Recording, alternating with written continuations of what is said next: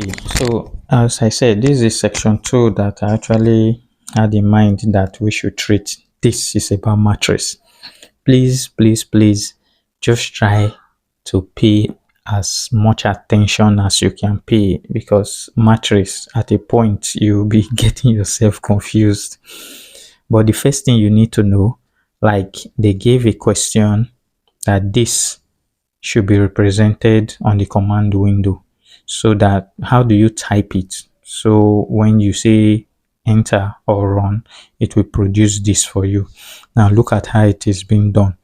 Remember to put it in brackets, in square brackets. That is your number one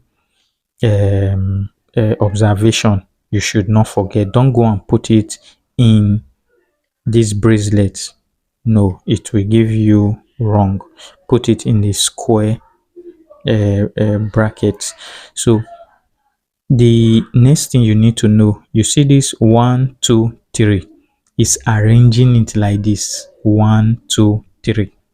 You can decide to separate it with a comma. You are still very correct. 1 2 3. This semicolon you put is to take it from here to here, the next line. Then you said what should be on the next line? 4 5 6. You can also do well to separate it with a comma, or you give a space.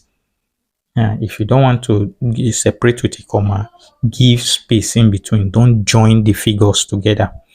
Then the semicolon you've just written is move to the next line. That is the instruction now.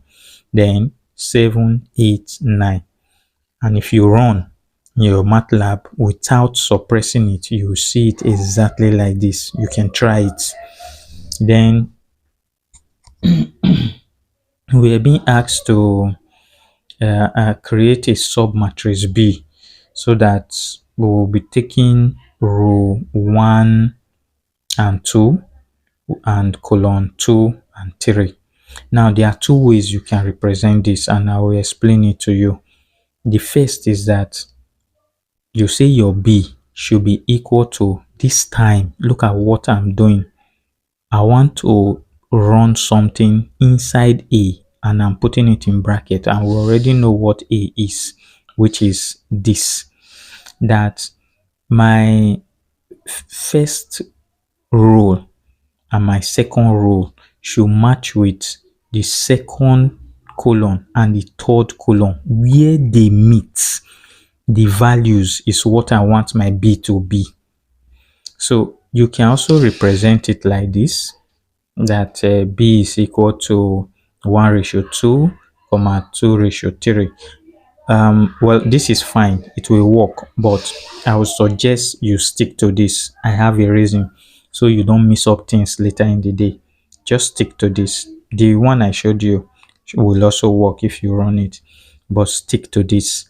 Now this is what it's saying, that this first row, row 1, where does it meet with the colon? It's at 2. So row 1 meets with this at this second position.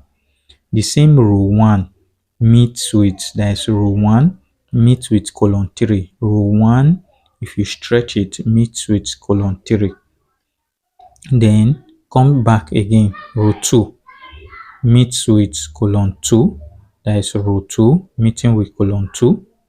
Then the same row 2 meeting with column 3. That is my new B now.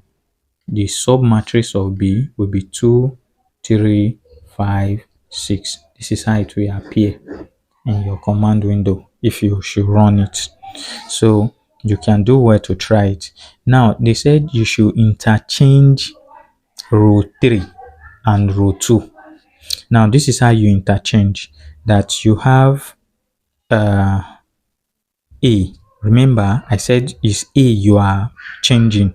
When you want to alternate A, you put it in bracket. You are not declaring. Then what matrix are you changing?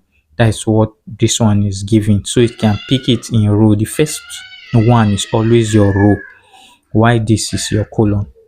Take note, it is being separated by comma. Once it is comma, you are talking about column. So it says that on row 2 and 3 in the matrix, the colon you don't want anything to temper with it. Everything should remain the same. Should be equal to, you want to represent that same A, but this time colon 3 should come, row 3 should come first. Remember, as I'm representing, I'm putting it in this square bracket. That's to tell me it's taken from the matrix. Remember, the original matrix is taken from. So it's picking it 3 to 2, while the colon remains. Now look at it, it will produce your answer. This is also an alternative though, that you can give a different variable name, maybe like C. Tell it that it should rearrange A to be 1. We are interested in interchanging 3 row 3 with 2. So you are telling it put row 3 in second position and put row 2 in the third position. And when you run, it will remember to tell it not to interfere with the colon. You are only doing interested in the role. So this colon that you just put, not semicolon, colon, will suppress it for you. So to delete a role in a matrix A, the same matrix A we are dealing with, you just tell it which row do you want to delete. Like in this case, let's say we should delete row 2. So also in brackets, because you are dealing with the matrix, but this time you don't have to put this square bracket. You just indicate that row 2, because you have row 1, row 2, row 3. So you are not comparing two other rows together, but instead it's a particular row you want to delete. So you just say row 2 is equal to square bracket. As you just put your square bracket in and out, this automatically tells it to delete this row 2. So if it were to be colon maybe 3 you want to delete, it simply means you use this to hold the colon. Don't touch the colon, but instead you use this to hold the row and tell the colon that I want this colon 3, which is this third colon, to be deleted. Colon is straight, colon straight, colon straight, while row is horizontal, horizontal, horizontal. So this is it. We'll move over to section 3.